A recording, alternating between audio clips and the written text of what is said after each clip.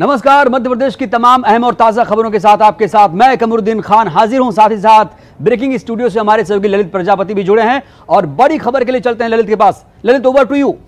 शुक्रिया कमरुद्दीन। और वाकई ये बड़ी खबर है, भोपाल से ये बिग ब्रेकिंग इस वक्त हमें मिल रही है। कोहे-फिजा थाना इलाके में दिन दहाड़े लूट। क्यों है ये बिग ब्रेकिंग? एक तो राजधानी में भी कोहे-फिजा थाना इलाके जैसा पॉश इलाका, दिन दहाड़े यहां पर लूट की वारदात को अंजाम दिया गया। 2 बाइक सवार बदमाशों ने इस वारदात को अंजाम दिया है। नरसिंहगढ़ के शख्स के साथ भोपाल में लूट की वारदात हुई है। सीसीटीवी में यह पूरी वारदात कैद हुई है। पुलिस अब इस सीसीटीवी फुटेज के सहारे बदमाशों की तलाश कर रही है। कोहे-फिजा पुलिस आरोपियों की तलाश कर रही है, लेकिन बड़ा सवाल यही, कानून व्यवस्था के लिए कितनी बड़ी ये चुनौती है। कोरोना काल से जूझती हुई पुलिस के लिए कानून व्यवस्था को मेंटेन कर पाना बड़ी चुनौती, और उसी की बानगी है ये तस्वीर। राजधानी के पॉश इलाके में दिन दहाड़े नरसिंहगढ़ के एक शख्स के साथ लूट हो गई है। सीसीटीवी में ये पूरी वारदात कैद हुई है और अब इसी फुटेज के सहारे पुलिस आरोपियों तक पहुंचने की कोशिश कर रही है।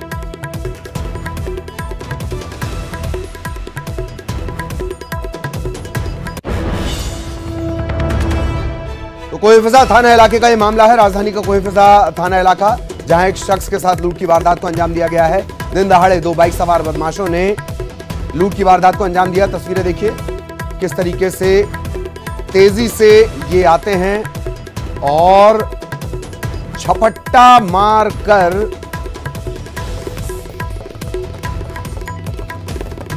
फरार हो जाते हैं।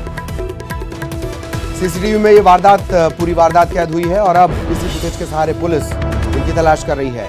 जो पीड़ित है नरसिंहगढ़ से किसी काम से भोपाल आया हुआ था और उसी दौरान उसके साथ लूट की ये वारदात हो गई। कोहे-फिजा पॉश इलाकों में से एक है राजधानी भोपाल के, और वहां पर इस तरीके की घटना।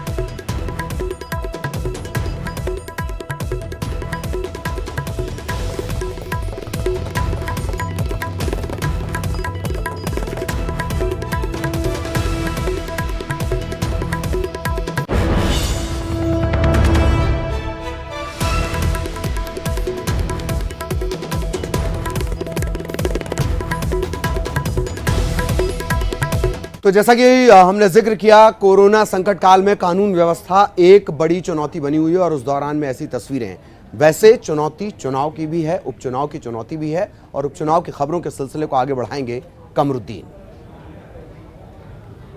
बिल्कुल, शुक्रिया ललित।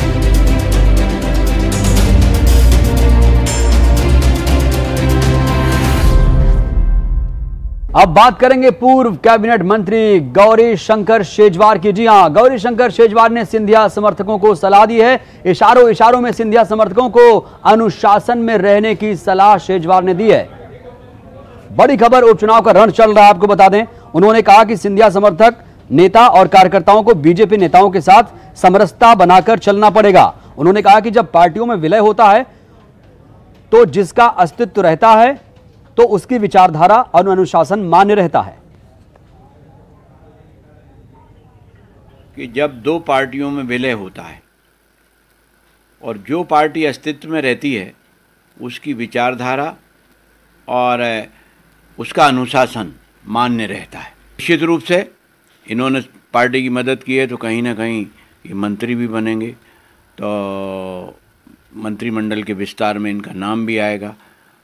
एक महत्वपूर्ण बात यह है कि यदि हम पार्टी की विचारधारा, भारतीय जनता पार्टी की विचारधारा और उसके अनुशासन को ये लोग अंगीकार कर लेंगे तो निश्चित रूप से कहीं कोई मंत्रिमंडल के गठन में कोई कठिनाई नहीं आएगी।